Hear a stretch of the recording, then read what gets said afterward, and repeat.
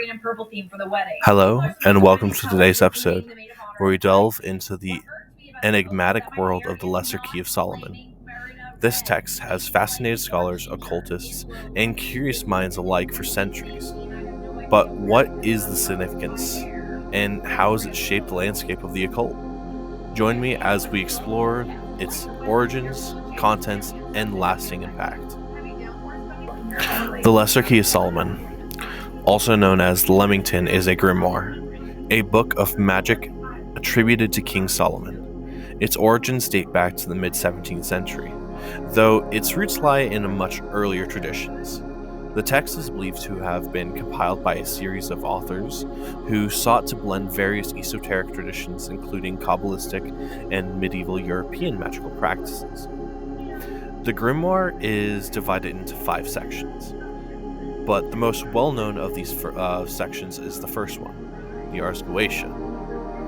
This part lists 72 demons that Solomon is said to have summoned, confined in a bronze vessel, and each demon has specific attributes, powers, and seals, providing detailed instructions for how to invoke them. The first book is the Ars Goetia. It's a text that main focus is dealing with the 72 Ars Goetia, or the Goetic spirits that Solomon had captured and placed within a brass vessel. Within the Ars Goetia, you can find instructions on how to invoke spirits, what you need, their lamens, and their seals.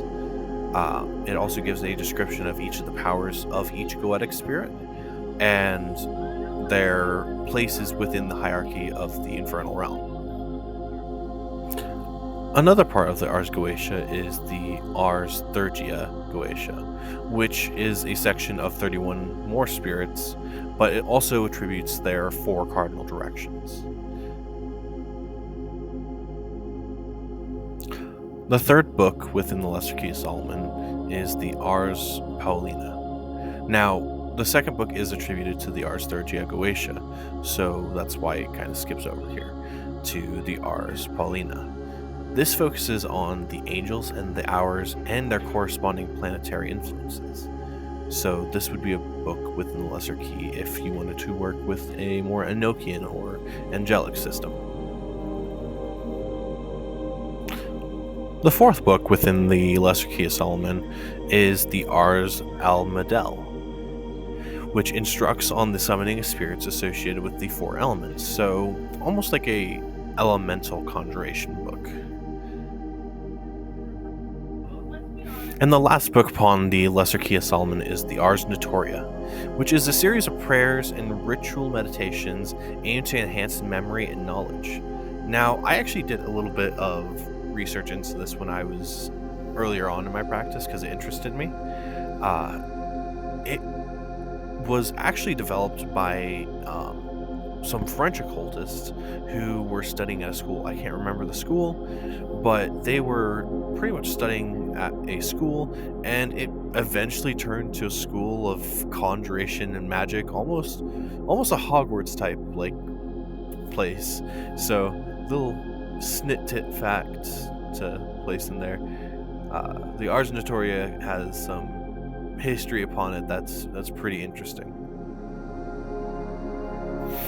The Lesser Key of Solomon has had a profound impact within the occult world. It's influenced a variety of magical practices and has been referenced in numerous works of literature, films, and even pop culture. For instance, the demonology of the Lesser Key can be seen echoed within H.P. Lovecraft's mythos, where the idea of summoning ancient entities and these vast horrors resonates deeply.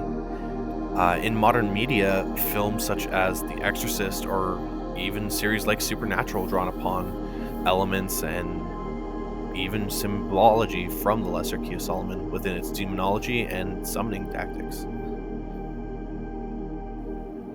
Now, during the late 19th century and early 20th century, there was a revival of the interest into the occult, particularly in Western esotericism.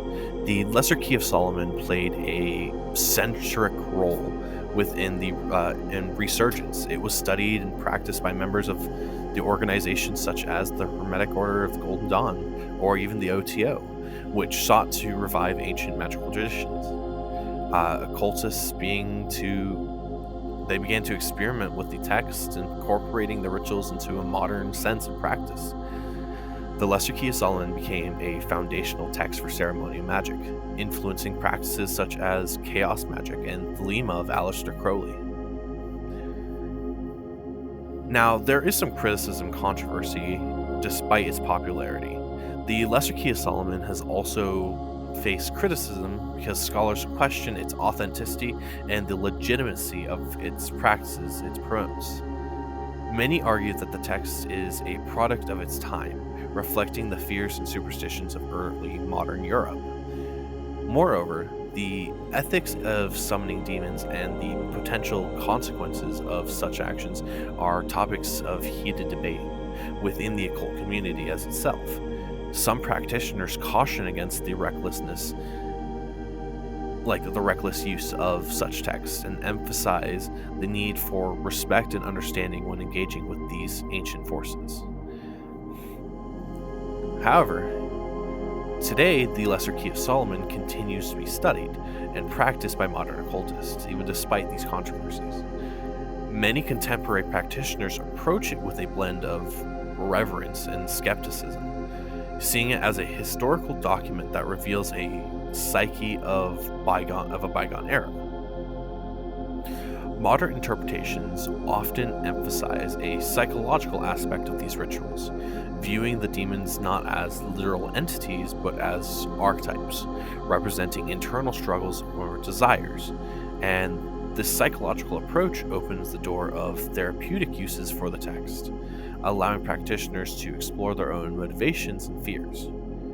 Whether it be therapeutic sense or a literal sense is up to the practitioner. However, in conclusion, the Lesser Key of Solomon remains a cornerstone of occult literature. It will always remain as a centerfold and a staple for many occult texts to go forward. Its rich history and complex themes continue to captivate those who seek to understand the mysteries of the unseen world, and whether viewed as a manual for summoning demons or as a psychological exploration of the self, its impact on the occult world is undeniable. Now, thank you for joining us today on this journey through the Lesser Key of Solomon. I hope you've gained insight into its origins, significance, and debate around its uses. If you enjoyed today's episode, please subscribe, leave a like, and let me know what you guys would like to see next time. If you have any obscure occult books that you would like me to go over, or topics that you just genuinely like to see. Now, anyways, stay seeking, stay wonderful.